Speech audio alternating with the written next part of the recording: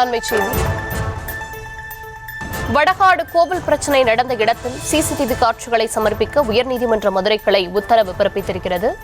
புதுக்கோட்டை மாவட்டம் வடகாடு பிரச்சினையில் பட்டியலினத்தவர்கள் தாக்கப்பட்டதை அதிகாரிகள் கண்டுகொள்ளவில்லை என்ற வழக்கு தாக்கல் செய்யப்பட்டிருக்கும் நிலையில் இந்த வழக்கு தொடர்பாக மத்திய மண்டல ஐஜி ஜோஷி நிர்மல், மாவட்ட ஆட்சியர் அருண், எஸ்பி அபிஷேக் குப்தா ஆகியோர் உயர்நீதிமன்ற மதுரை கிளையில் ஆஜரானார்கள். இந்த நிலையில் பிரச்சினை நடந்த இடத்தின் சிசிடிவி காட்சிகளை சமர்ப்பிக்க உயர்நீதிமன்ற மதுரை கிளை உத்தரவு பிறப்பித்திருக்கிறது. விவரங்களை தர இருக்கிறார் செய்தியாளர் நாகேந்திரன். விவரங்களை வழங்கலாம். வணக்கம் தர்ஷினி. புதுக்கோட்டை மாவட்டத்தைச் சேர்ந்த சண்முகம் உயர்நீதிமன்ற மதுரை அமர்வில் மனு ஒன்றினை தாக்கல் செய்திருந்தார். அதில் கடந்த 5ஆம் தேதி புதுக்கோட்டை மாரியம்மன் கோவில் திருவிழா நடைபெற்ற போது கோவிலின் அருகே பட்டியல் சமூகத்தைச் சேர்ந்த சில இளைஞர்கள் நின்று கொண்டிருந்துள்ளனர். அதனை பார்த்த பிற்படுத்தப்பட்ட சமூகத்தைச் சேர்ந்த இளைஞர்கள் அவருடன் பிரச்சனை செய்ததோடு பட்டியலின சமூக இளைஞர்களை தங்களால் தாக்கிவிடக்கூடாது என தெரிவித்துள்ளனர். இதனைத் தொடர்ந்து 300க்கும் அதிகமான பிற்படுத்தப்பட்ட சமூகத்தைச் சேர்ந்தவர்கள் ஒன்றிணைந்து பட்டியல் சமூகத்தைச் சேர்ந்தவர்களை தாக்கியதோடு அவர்களின் வீடுகளுக்கு தீ வைத்துள்ளனர். உடைமைகளையும் சேதப்படுத்தியுள்ளனர். இதில் பலர் காயமடைந்து உள்நோயாளிகளாக சிகிச்சை பெற்று வருகின்றனர். காவல்துறையினர் அனைத்து குற்றவாளிகளையும் கைது செய்யாமல் கண்துடைப்பாக 10 பேரை மட்டும் கைது செய்துள்ளனர். இது ஏற்கத்தக்கதல்ல.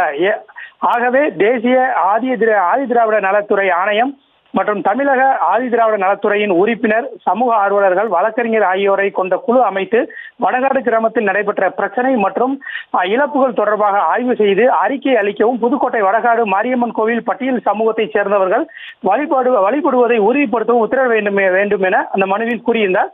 இந்த வழக்கு நீதிபதிகள் வேல்முருகன், கே ராமகிருஷ்ணன் ஆகியோர் அமர்வு முன்பு விசாரணைக்கு வந்தது. இந்த வழக்கு தொடர்பாக புதுக்கோட்டை மாவட்ட ஆட்சியர் அருணா, காவல் கண்காணிப்பாளர் அபிஷேக் குப்தா ஆகியோர் நேரில் ஆஜராகியிருந்தனர். அரசு தரப்பில் பாதிக்கப்பட்டவர்களுக்கு அனைவருக்கும் சேர்த்து இடைக்கால நிவாரணமாக 8,75,000 ரூபாய் வழங்கப்பட்டுள்ளதாகவும் வீடுகள் சேதமடைந்தவர்களுக்கு கலைஞர் கனவு இல்ல திட்டத்தின் கீழ் வீடுகள் கட்டி கொடுக்கப்படும் என நேற்று அமைதி பேச்சுவார்த்தை நடந்த நிலையில் அனைத்து சமூகத்தை சேர்ந்தவரும் கோவிலில் வழிபட அனுமதிக்கப்பட்டனர் என தெரிவிக்கப்பட்டது. இந்த விவகாரத்தை பொறுத்தவரை கோவிலுக்கு அருகில் உள்ள அரசு புறம்போக்கு நிலத்தை யார் அதிகாரம் செலுத்துவது என்பதே பிரச்சனை எனவும் தற்போது பிரச்சனை சரி செய்யப்பட்டு விட்டது எனவும் போதிய காவல்துறை பாதுகாப்பும் அந்த கிராமத்தில் வழங்கப்பட்டுள்ளது. இது தொடர்பாக 9 பேர் மீது வழக்கு பதிவு செய்யப்பட்டுள்ளது.